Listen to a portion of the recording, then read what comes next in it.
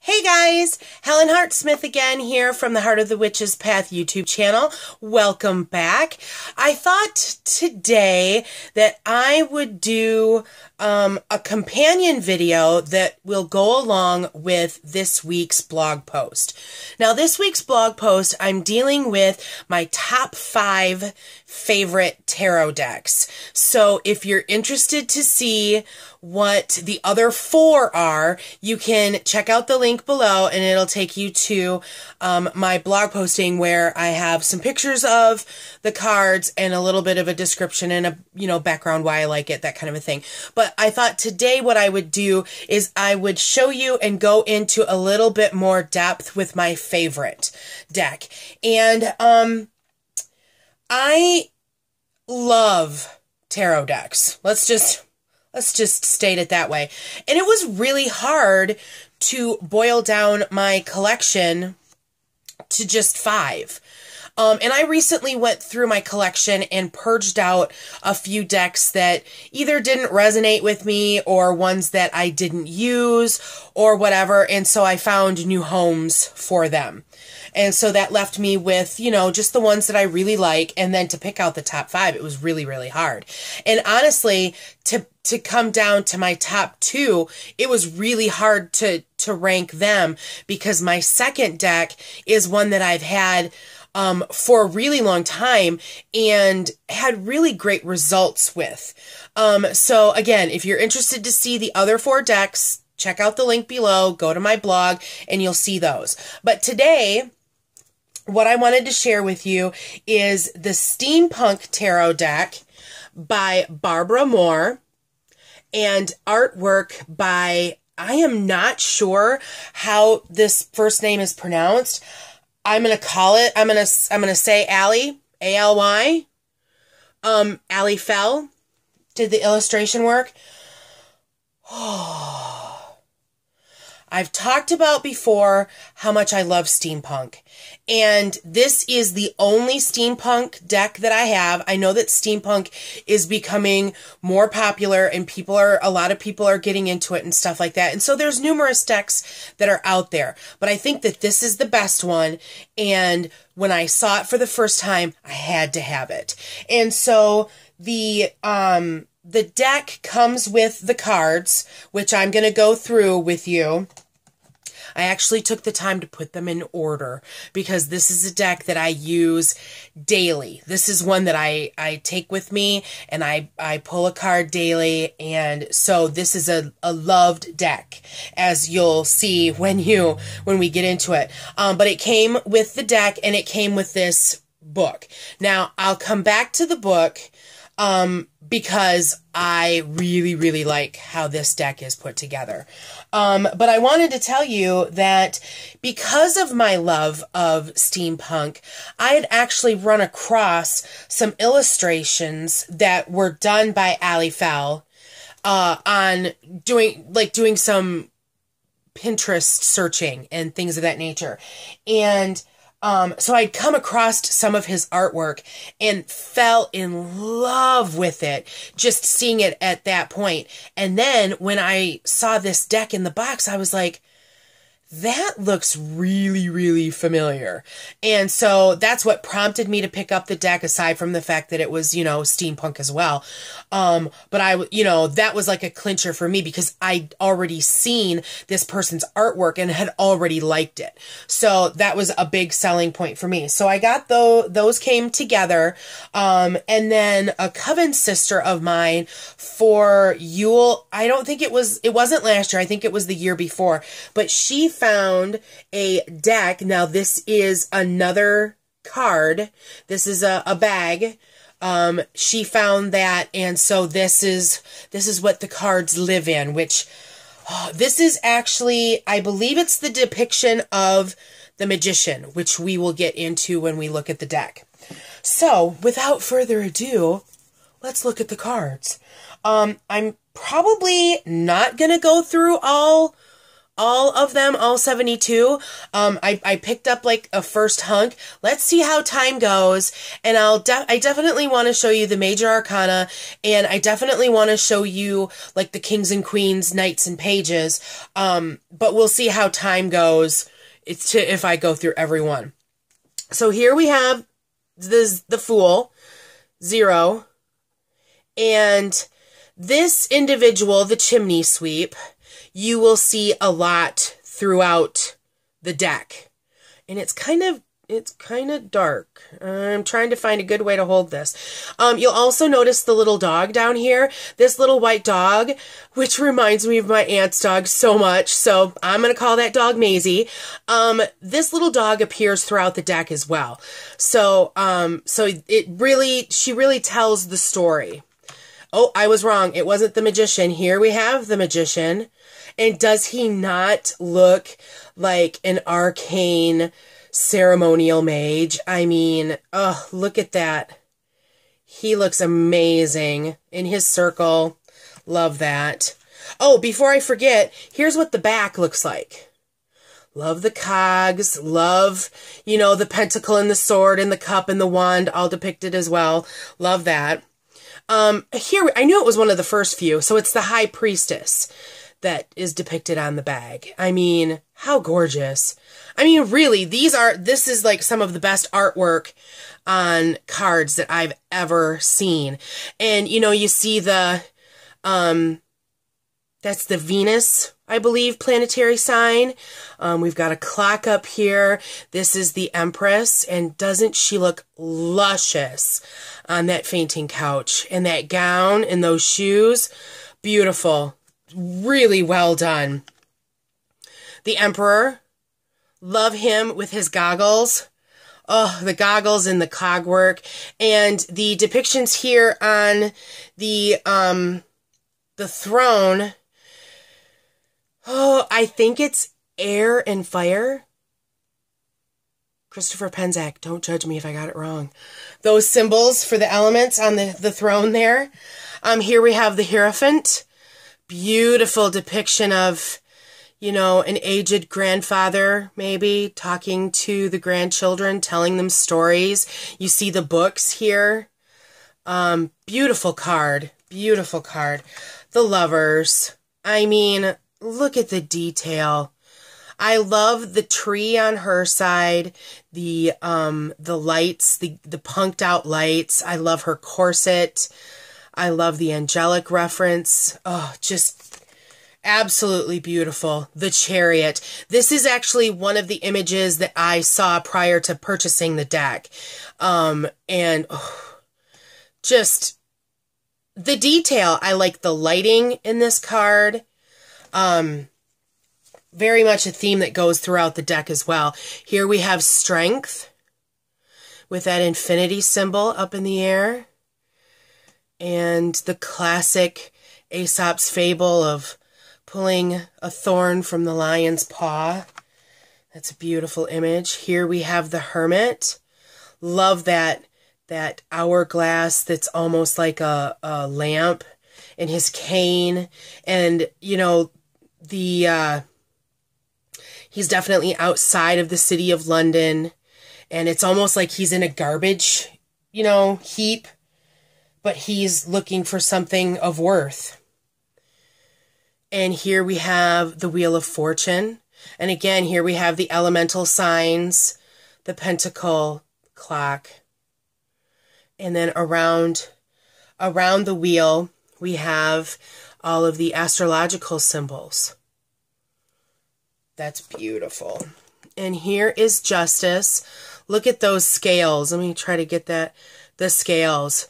The scales have a heavy imagery for me because it's balance. And that's something that I really try to keep in my life. And so that version of the scales really resonates with me. And here we have the Hanged Man. Oh, the details on that stained glass window behind him is beautiful. The posture of his body, just gorgeous, gorgeous. And here we have Death. Very interesting depiction of death in this deck. I like how she's definitely got the scythe, and there's that man in the background that's visiting a loved one that has passed over. Beautiful. Oh, look at this one, Temperance. Just those wings. I mean, really? Oh, beautiful. Here we have the Devil. An amazing robot gone out of control as a symbol of change and transformation. That is the traditional meaning of that card. Oh, and the Tower. Just amazing. I love the little outshoots of trees with the city on top, palace on top. The Star. This reminds me of another artist that I've seen artwork of. I don't remember their name, but they did a lot of imagery like this of women or fairies on like the crescent moon and things like that. Very reminiscent of that. And of course, she's got her star right there, along with the ones in the background. Beautiful, beautiful. And the moon. The moon with a little scorpion down there, depicting that sign that is part of water and what is connected with the moon. Very beautiful. The sun. Here we see our chimney sweep back, and little Maisie down there as well, enjoying the warmth of the sun. And here we have Judgment. Wonderful depiction. I love the phonograph. I love, again, that angelic reference with the wings. And below we have a man and a woman on some kind of contraption that looks it looks like part, airship vehicle and part car. So that's interesting. Oh, this is one of my favorites, the World. And I believe, yep, she's got all 4 elements depicted there as well. Just a gorgeous card. Her outfit, the background, it's beautiful. And here we get into the wands. So here's the Ace of Wands. And I won't go through all of them. Let's kind of flip through. I'll show you the wands, and I'll show you I'll refer to them as the face cards, the 4 face cards. So here is the page. We do pages and knights in this deck. And I wanted to show you these because they have so much character. And to read, I don't remember the meanings, off the top of my head. Here's the Knight of Wands. Love that it's a female. I don't recall the meanings, right off the top of my head, because there's quite an extensive meaning in the book. Here we have the Queen of Wands. Love her in her riding habit. Doesn't necessarily look like she's riding side saddle, and I gotta appreciate that. And here's our King. Love that. Love how he's standing behind the throne and not sitting on it. Interesting, right? Then we go into the Cups, and here's the Ace of Cups. Beautiful imagery again there. Love that. And I will say that there are some really standard imagery in a lot of these cards that you see in the traditional Rider-Waite. So I appreciated that. Here's your Page of Cups. Love the airship in the background there. And your Knight of Cups. Very pompous looking, isn't she? Gotta love that. Our Queen of Cups. This is beautiful. Really, really love that. She must be in an airship. Or, quite possibly, she could... No, I think it's an airship. There's definitely some clouds in the background there. I was wondering if maybe she was underwater, being that it was cups. Here is our King of Cups. Doesn't he look regal? Oh, love that. Love that. And here, the Ace of Swords. Isn't that amazing? The backgrounds are so richly detailed. It's just amazing. Just amazing. Okay, here's our Page of Cups. Now, she is definitely on the airship. She's a captain or something there with her swords on the ready. And here's our Knight of Swords. I like that you're getting like a lot of seasonal type depictions as well. And she's obviously an airship pilot or hand or something of that nature. Oh, and the Queen of Swords.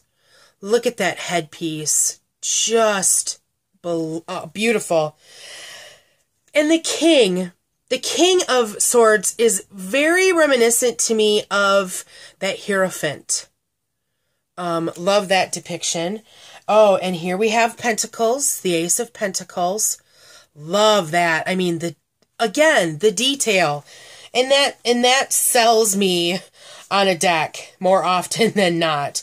Oh, I have to show you this because here's the 10 of Pentacles, and here we have our chimney sweep who seems to have come to the end of a journey, as what all 10s do, and has found a beautiful woman. And look, looks like Maisie's got a little friend too. Gotta love that. Oh, this is one of my favorites, the Page of Pentacles. This is another, I saw this before purchasing the deck and was thrilled to have it in there. And I want to say there was another card that was really similar to this one, or maybe it was this one and it was removed from this deck or whatever. But I remember there being something similar to this that had a wolf in it. And of course, you know, a wolf is speaking to me totally. Here's our Knight. I think, was this our only male Knight? But look at him and his plith, I think is how it's pronounced. Looks like he's on the plains of Africa, doesn't it? Oh my goodness. This queen looks like she stepped out of a Downton Abbey episode or something. She's very different from the other queens. She's the steampunk is not as obvious in this card as it is in others, so that's interesting. And then finally we've got our King of Pentacles, and he's just He's very Edwardian looking too. Very, very beautiful. So that's the deck. But I really wanted to go back and talk about this book because the book does not have reversed meanings. And I know that some people are really like into having that reverse meaning, but honestly, when it talks in the card, it kind of gives you that it's a dichotomy because it could go this way, it could go that way. You know, you get that in the readings anyhow. And so that way you have the ability of both. And I like that. Instead of it being upright as this or reverse as that. Well, what if it doesn't come up reverse and it's supposed to have that? So I appreciate that. But one thing that I really do like is the book is set up so, you've got the card, and actually there's usually there's a full page picture of the card, and usually that's like first, but that's fine. This one's just a little different. So each card comes with a quote that kind of helps to sum up the card. So for the Empress, the quote is, "Were you looking for a mother figure?" And some of them you can like hear emotion or whatever. And then there's a core meaning. So for this particular card, it's abundance and creation. That's what the Empress is about. And so as you read down through here, what Barbara Moore has done is she's giving you some historical information, because for this, she talks about Queen Victoria and Mother Nature. But as you go through, if there's a detail to the card, they're there for a reason, and it's explained in this. And so, and then you'll get to a point where it says the appearance of, or if this comes up in a meaning, then you can know that's kind of where your meaning is coming from, although there's meaning within the entire explanation. There's also some reading tips for if this card comes up near other cards that will be down here at the very last. So I really appreciate how this book is set up and her approach to the deck. And as you can see, I've actually gone through and I'm highlighting, you know, as I pull one a day. And I'll highlight just to kind of help me in a reading situation. If I use these to read for someone else, it helps me to kind of, you know, pare it down so that we can get to the heart of what the reading's about. So, that is the Steampunk Tarot, again, by Barbara Moore, with illustrations by Ali Fell. Could be Ali. I wonder if it's Eli, but it's A-L-Y. Sorry if I completely murdered your name. I didn't mean it. So that's going to wrap it up for this edition of the Heart of the Witch's Path. Thank you for taking a walk with me. And until next time, blessed be.